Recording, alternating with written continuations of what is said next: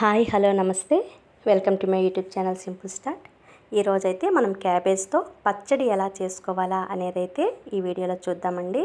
దానికి 1 కప్ వరకు క్యాబేజ్ కావాల్సి ఉంటుంది.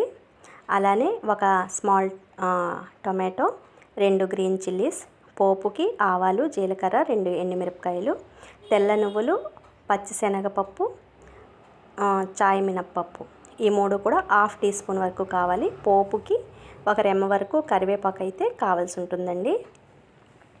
ఇప్పుడు స్టవ్ మీద ఒక ప్యాన్ పెట్టుకొని 1 టేబుల్ స్పూన్ వరకు ఆయిల్ వేసుకోవాలి. ఆయిల్ కాగాక క్యాబేజ్ అంతా వేసుకొని మనము దానికి సిమ్లో పెట్టుకోవాలండి గ్యాస్ని. మరి హై ఫ్లేమ్లో అయితే పెట్టుకోకండి. క్యాబేజ్ తొందరగా మగ్గాలి అంటే కొంచెం మీరు ఉప్పు ఇప్పుడే వేసేసుకున్నారంటే క్యాబేజ్ మగ్గిపోతుందండి. క్యాబేజ్ మగ్గింది అని తెలియడానికి మనకి ట్రాన్స్పరెంట్గా అవుతుంది. ట్రాన్స్పరెంట్గా అయితే క్యాబేజ్ వేగిపోయింది అని అర్థము. అదే ప్యాన్లో మినప్పప్పు లైట్ బ్రౌన్ కలర్ వచ్చినప్పుడు వేయించుకొని తీసేయాలండి.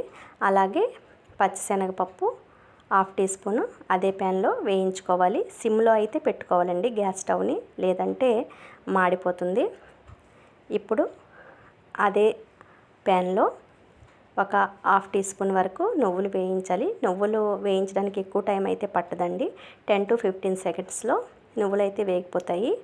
ఇప్పుడు ఈ అన్నింటినీ పక్కన పెట్టుకొని టొమాటో ఇంకా గ్రీన్ చిల్లీ ఏవైతే ఉన్నాయో ఆయిల్ లేకుండానే మనము మగ్గించుకోవాలండి. ఆయిల్ అయితే అవసరం పడదు నాన్ స్టిక్ ప్యాన్లో అయితే.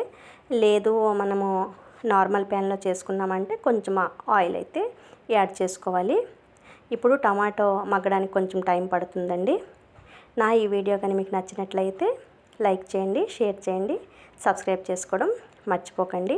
టొమాటో గుజ్జులా అవుతుందండి. నీళ్ళంతా ఇంకిపోయి కొంచెం ముద్దలా అయినప్పుడు తీసేసుకోవాలి. ఈ అన్ని ఇంగ్రీడియంట్స్ని బ్లెండర్లో వేసుకొని మనము ఒకసారి పల్స్ మోడ్లో తిప్పుకోవాలండి. మనకి కావలసిన కన్సిస్టెన్సీ వచ్చింది అనేటప్పుడు కొంచెం నీళ్ళైతే యాడ్ చేసుకోవాలి. మరీ ఎక్కువ ముద్దలా కాకుండా జస్ట్ కొంచెం బరకగా మనం దాన్ని బ్లెండ్ చేసుకోవాలండి. అది బ్లెండ్ అయిన తర్వాత మరి ఉప్పు అయితే యాడ్ చేయవలసిన అవసరం అయితే లేదండి. నేను ఫస్ట్లోనే ఉప్పునైతే యాడ్ చేశాను. ఇప్పుడు మనం దీన్ని పోపు పెట్టుకుందాము. అదే ప్యాన్ వేడి చేసి ఆవాలు, జీలకర్ర 1/2 టేబుల్ స్పూన్ వరకు, ఇప్పుడు ఎండుమిరపకాయలు 2, కరివేపాకు వేయించుకొని పోపు దినుసులు చిటపట్లాడాక ఇదైతే ఆ పచ్చడిలో కలుపుకోవాలండి. అన్నంతో కానీ రోటీతో కానీ నంచుకుంటే చాలా బాగుంటుందండి. ఈ వీడియోలో అయితే ఇప్పటిదాకా ఇంతే. మళ్ళీ నెక్స్ట్ వీడియోలో మళ్ళీ కలుసుకుందామండి. అప్పటిదాకా బాయ్ బాయ్.